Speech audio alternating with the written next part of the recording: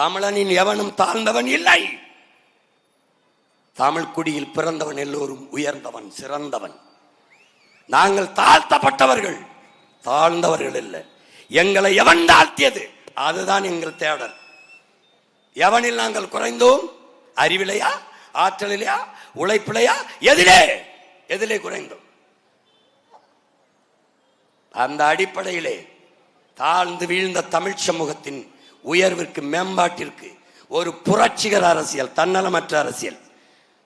நான் உங்க வாக்கை பற்றி கவலைப்படுவனாக இருந்தால் நான் மிக்சி தாரேன், கிரைண்டர் தாரேன், ஓட்டுக்கு 2000 தானே பேசியிருப்பேன். நான் உன் வாழ்க்கையை பற்றி கவலைப்படுபவன். நான் உன்னை ஏமாற்ற தயாராக இல்லை. இந்த நிலத்தில் இருக்க கொடுமைகளை, துயரங்களை, துன்பங்களை மாற்ற வேண்டும் என்று துடிக்கிறேன். அதனால் மாற்றத்தை விரும்பும் என் மக்கள், உங்கள் பிள்ளைகள் எங்களுக்கு வாக்கு தந்து வெற்றி பெற செய்யுங்கள். விவசாயி சின்னம் உங்கள் சின்னம். சின்னத்தில் இருப்பதும் நானும் ஒன்றுதான். என்னையே தான் வரைந்திருக்கிறார்கள். உங்கள் மகனே விவசாயி சின்னமாக இருக்கிறேன்.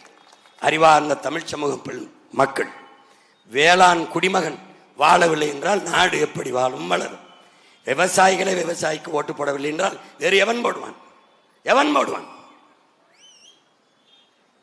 விவசாயி சின்னத்திற்கு வாக்களிப்போம், வருங்கால தலைமுறைக்கு வாழ்வளிப்போம் என்ற உறுதியை என் அன்பு சொந்தங்கள் ஏற்க வேண்டும். புரட்சி எப்போதும் வெல்லும். உங்கள் பிள்ளைகள் எங்களின் வெற்றி, நம் வெற்றி நாளை எதை சொல்லும். எங்கள் இலக்கு ஒன்றுதான், நம் இனத்தின் விடுதலை. இனம் ஒன்றாவோம், இலக்கை வென்றாவோம். தமிழ் தாய் வாழ்க, தலைவர் பிரபாகரன் வாழ்க. நாம் தமிழர்.